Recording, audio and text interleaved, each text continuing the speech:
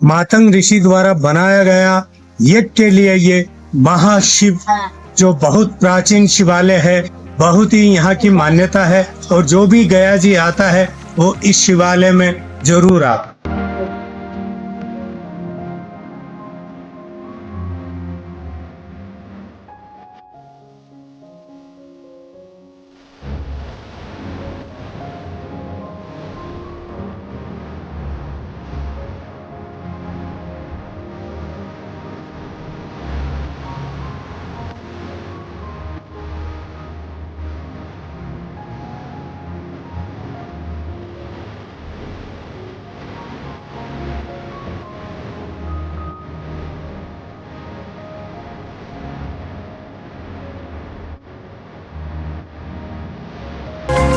प्राचीन काल में एक घनघोर जंगल जो था, जंगल की मालकिन यहाँ की मातंगी देवी थी। मातंगी देवी की साधना करते थे इस वन में मातंग ऋषि। इसका वर्णन आपको दुर्गा सप्तशती में भी मिलेगा।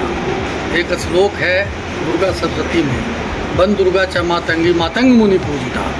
वनों की जो देवी हैं दुर्गा रूप में मातंगी पूजी जाती हैं, मातंग ऋषि द्वारा वह पूजित है। वह 10 महाविद्या में आती है, तंत्र की मालकिन है।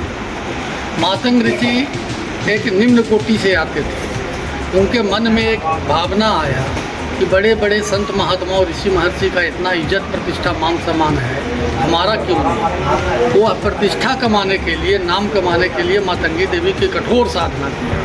कठोर साधना करने के बाद ये ब्रह्मा जी को जब पता चला कि कोई धरती पर एक घनघोर तपस्या में लीन है, तो यहाँ पर आके उन्होंने मातंग ऋषि से पूछा कि तुम्हारा यह घनघोर साधना का मुख्य उद्देश्य क्या है। तो मातंग ऋषि ने कहा कि अगर आप मुझसे प्रसन्न हैं तो मुझे सशरीर आप ब्रह्मलोक ले चलिए। ऋषि ने कहा कि यह संभव नहीं है, ये मृत भूमि है, ये जिस भी व्यक्ति इस धरती पर आया है उसको मरना ही है।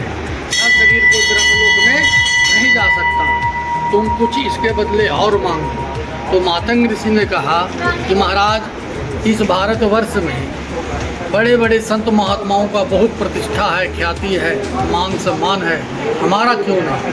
तो मातंग ऋषि ने कहा, मातंग ऋषि को कहा गया कि तुम्हें भी सम्मान मिलेगा, तुम्हें भी प्रतिष्ठा मिलेगी, इसके लिए तुम्हें यहाँ पर एक जग करवाना होगा। तो जब जग का व्यवस्था बनाया गया तो जग करवाने के लिए सप्त ऋषि को यहाँ बुलाया। सप्त ऋषि जब यहाँ जग के लिए आए, जो ब्रह्मा जी के नेतृत्व में जग हो रही, तो सप्त ऋषि के मन में आया कि आज ब्रह्मा जी इतना बड़ा वरदान जो इसको देने जा रहे हैं, क्या मातंग ऋषि इसके लायक है या नहीं। इस निमित्त उन्होंने मातंग ऋषि की शक्ति का परीक्षा लिया। एक ऋषि ने बताया कि मैं तो ब्रह्मपुत्र में स्नान करता हूँ, कोई ने बताया कि हम गंगा में करते हैं, कोई बोले कि हम सरजू में करते हैं, तुम इतना जल कहाँ से लाओगे हम लोग के लिए। तो मातंग ऋषि ने उस समय एक कूप का निर्माण करवाया जो वापी कहलाता है अभी सरोवर, मातंग वापी उसी का नाम पड़ा। और उसमें 7 प्रकार के गंगा का आवाहित किया गया। सप्त ऋषि के द्वारा जब यह प्रमाणित की गई कि इस कुंड में सभी गंगा का जल उपलब्ध है, उसके बाद सब लोग स्नान करके यहाँ पर जग करवाए। जग के पूर्णौती स्वरूप एक शिवलिंग की स्थापना की गई मातंग ऋषि के द्वारा, जो मातंगेश्वर कहलाए। जो आज को कि तुम्हारा भी एक स्थान गया क्षेत्र में होगा। जब तक गया क्षेत्र में लोग आके पिंडदान करते रहेंगे, तुम्हारे स्थान पर भी आएंगे और तुम्हारे नाम से भी अपने पुत्रों के ये एक पिंड देंगे, जो परंपरा आज भी चली आ रही है।